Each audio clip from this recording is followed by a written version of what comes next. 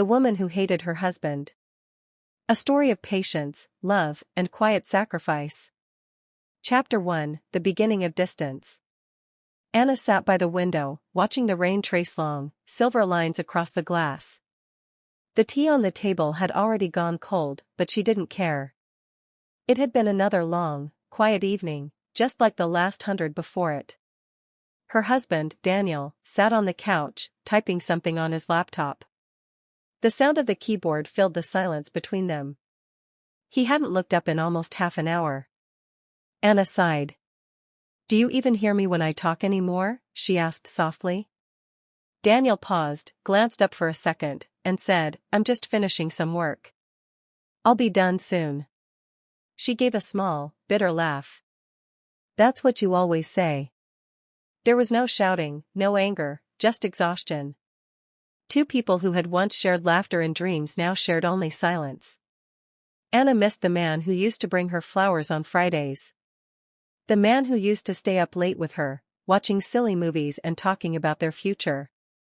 That man was gone. Now, Daniel came home late, tired, distracted.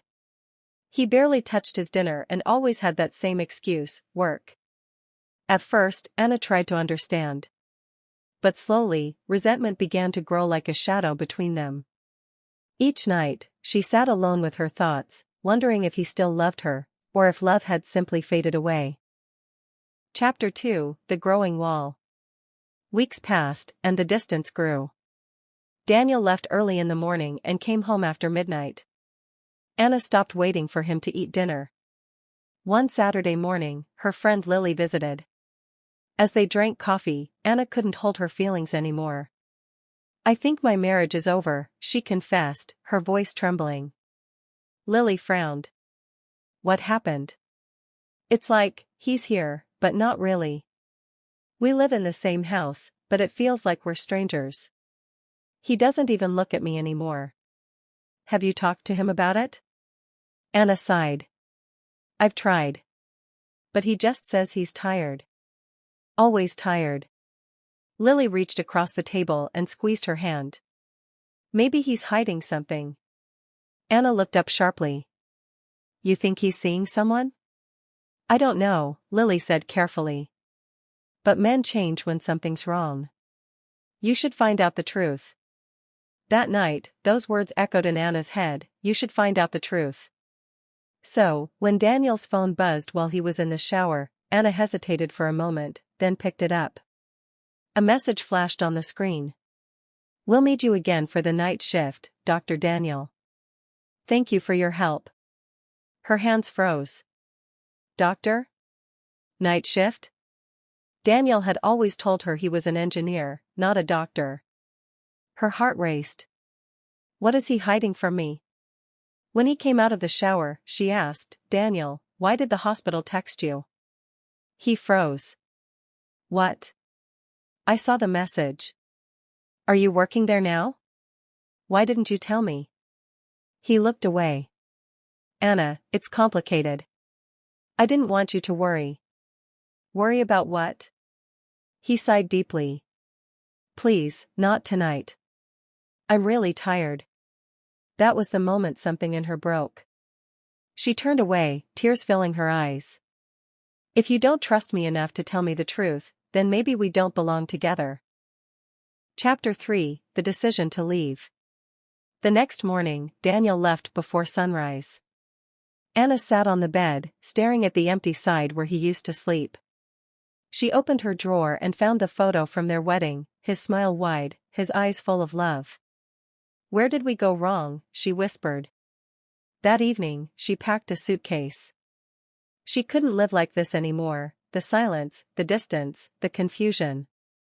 But as she zipped the bag, a small envelope fell out of Daniel's coat pocket that hung by the door. Her curiosity got the better of her. Inside was a receipt for a bank payment to Anna's art studio. Her eyes widened.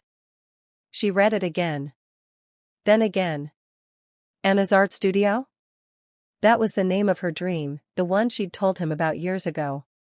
The dream she'd given up on. She searched the envelope further and found a small key and a folded note. It read, For my Anna, I wanted to surprise you when it was ready.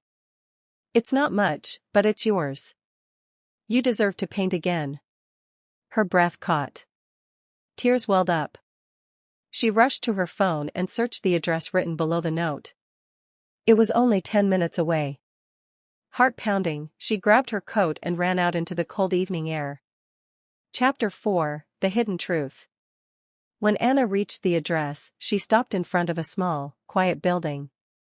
A sign above the door read, Anna's Art Studio. She unlocked the door and stepped inside. The lights flickered on, revealing a bright, cozy room filled with easels, brushes, and blank canvases. In the corner stood a wooden table, the same one she had once described to Daniel in a dream conversation long ago. On the wall, there was a note pinned under a small framed photo of them on their wedding day. You stopped painting when life got heavy. I wanted to give that back to you. I know I've been distant, I took extra hospital shifts to pay for this. I wanted to surprise you on your birthday next week. I'm sorry I didn't tell you. Love, Daniel. Anna fell to her knees, tears streaming down her face. She had hated him for being distant, for being tired, for working late. She had accused him in her heart, while he had been quietly building her dream. All those nights he came home exhausted. All those times he couldn't stay awake to talk. He was never ignoring her. He was sacrificing his sleep, his health, his peace, for her. Her hands trembled as she touched the easel. Oh Daniel, she whispered. At that moment, her phone buzzed. It was a message from Daniel. Sorry, love. Stuck at the hospital again tonight. I'll make it up to you soon. She couldn't wait. She had to see him. Chapter 4: The Hidden Truth. When Anna reached the address, she stopped in front of a small, quiet building.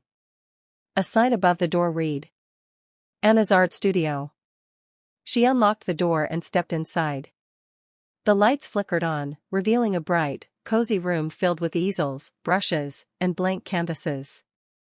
In the corner stood a wooden table, the same one she had once described to Daniel in a dream conversation long ago. On the wall, there was a note pinned under a small framed photo of them on their wedding day. You stopped painting when life got heavy. I wanted to give that back to you. I know I've been distant, I took extra hospital shifts to pay for this. I wanted to surprise you on your birthday next week. I'm sorry I didn't tell you. Love, Daniel. Anna fell to her knees, tears streaming down her face. She had hated him for being distant, for being tired, for working late. She had accused him in her heart, while he had been quietly building her dream. All those nights he came home exhausted. All those times he couldn't stay awake to talk. He was never ignoring her.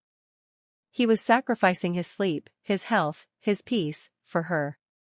Her hands trembled as she touched the easel. Oh Daniel, she whispered. At that moment, her phone buzzed. It was a message from Daniel. Sorry, love. Stuck at the hospital again tonight. I'll make it up to you soon. She couldn't wait. She had to see him. Chapter 5: The Realization. Anna rushed to the hospital. The night air was cold, but her heart burned with emotion.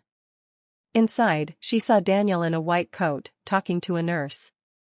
He looked exhausted, his eyes red from lack of sleep. When he saw her, he froze. Anna? What are you doing here? Tears spilled down her cheeks. I found the studio. He smiled weakly. So, you know now. She nodded, covering her mouth with her hand. Why didn't you tell me, Daniel? I thought you didn't care anymore. He took her hand gently. Because I didn't want you to see how tired I was. I wanted you to see the finished dream, not the struggle behind it. Anna's heart broke. She had misjudged him so deeply. She hugged him tightly, whispering, I'm sorry. I was wrong. You were never cold. You were just tired from loving me too much. Daniel smiled faintly. You were worth every night shift. Chapter 6: Healing. From that night, everything changed. Anna started visiting the hospital to bring Daniel dinner. She opened her studio, painting again, bright colors, full of life. Daniel still worked long hours, but now, their love had returned, not the wild, young love from their early years, but something deeper and stronger. They learned to talk again, to laugh again. Some nights, Anna painted while Daniel sat nearby, reading or resting. Sometimes, silence filled the room, but now it was peaceful, not painful. Chapter 7, 1 year later. A year later, Anna hosted her first art exhibition. Dozens of paintings filled the gallery, each one inspired by a moment of their marriage. One painting stood in the center. A man and a woman sitting apart but connected by a single golden thread. The title, Love in Silence. When Daniel saw it, he smiled softly. "That's us, isn't it?" Anna nodded. "Even when I hated you, love never really left. I just couldn't see it." He took her hand and kissed her forehead. Sometimes love speaks the loudest when it says nothing at all. They stood together, surrounded by art, light, and quiet music, and for the first time in a long time, Anna felt peace. Ending narration, for YouTube. Studio microphone. Sometimes, we think love is gone, when it's only hiding behind fatigue, stress, or silence. We expect grand gestures, but real love often shows itself in small, quiet sacrifices. If you have someone who works silently for you, don't wait until it's too late to see it. Love them louder today. The end.